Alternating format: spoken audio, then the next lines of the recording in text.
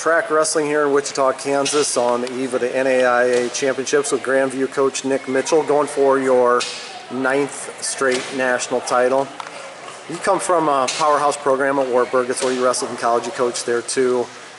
In your wildest dreams, did you ever imagine anything like this, that one day you guys would be chasing title number 9 in a row? Yeah, you imagine it, right? I mean, that's the idea. You want to dominate. That's the goal. And so, I mean, it's never been about like anything consecutive. It's never been about streaks, anything like that. It's just been about putting ourselves in a position to win a title every year. That was really the plan. What are you most proud of what you've done in the last 8 years? Oh man, I think it changes as the program matures. Some of it is just the stuff you see. We've got guys that are out, that are graduated, that have families now, and seeing those guys be real successful. The other day, Coach Miller stopped in our room and he talked to our guys, and I sent him a text and told him thanks, and afterwards he just, he complimented me and Coach Reedy and our program just on the type of guys that we have and the just the culture of the program. And those are the things that really make you feel good, because everybody in wrestling has seen teams that have been good on the mat, but sometimes they're not so good off the mat. And that's been something that's been really important to us, is just being successful in every aspect. So you won your first title in year 4. You haven't finished second or below since. What can you compare and contrast the difference between building to get to number 1, winning your first title, and then maintaining and staying on top? Yeah, early on, you just even though you have a plan and you stick to it and you keep tweaking it and you hope that it's going to happen, you don't ever know if it really will happen or not. And I can just remember that first year when we won, just being like, dang, I can't believe we actually got it done. We accomplished it.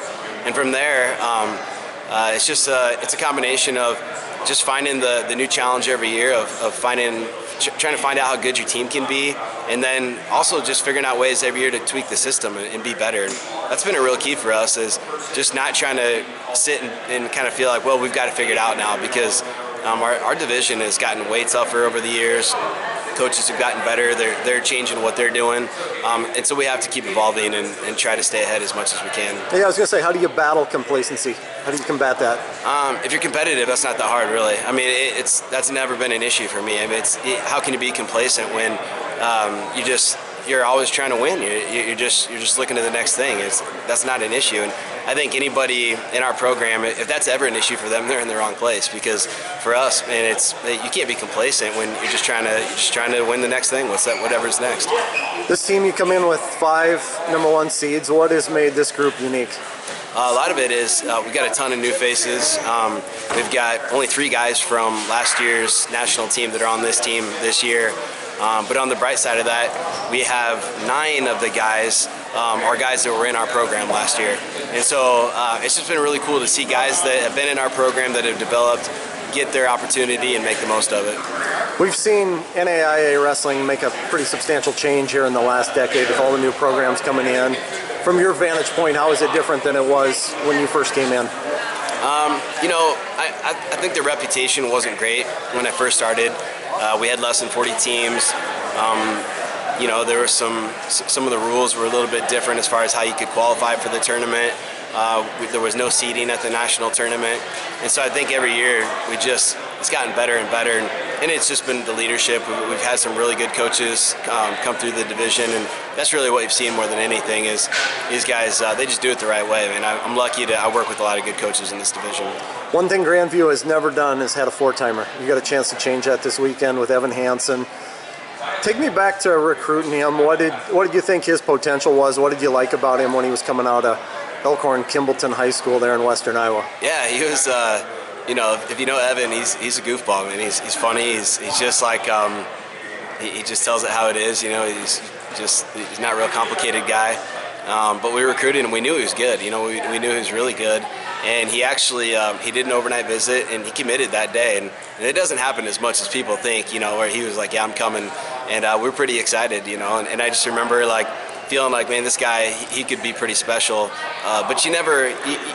The goal always is for every guy, like, yeah, I mean, we think this guy, he's got what it takes to win a title, but you don't know, and you have no idea that you're going to have a guy like that that's got a chance to be one of the best guys to ever come through the program. What makes him different? one thing is he's always had really high goals. You know, he doesn't put too much weight on this tournament, and that's why I feel good about where his mindset is coming into this weekend. He hasn't really put much pressure on himself about winning his 4th title. And the other thing about him, man, is he's really coachable. And I was just telling somebody the other day, he's the type of guy that he's always asking for feedback, and you hear that about the best athletes, you know, and that's how he is. And it doesn't matter. I mean, he's had some matches where he's pinned some guys in like short amount of time, and he'll come off and say, hey, what should I do better? And I don't know, man. He just pinned that guy in like 18 seconds, so just keep doing what you're doing, you know. But he loves it. He loves the feedback. And he's had some really good guys work with him since he's been at Grandview. You know, Chad Lohman put a bunch of time into him. Cody Caldwell was with us for a year. He put a bunch of time into him. Ross Larson has been with us the last 2 years. And so he's really like found himself with those guys, and he's a sponge. You know, he tries to get as much as he can from them. Hey, great stuff. Anything else for us? That's it, man. I'm ready to go.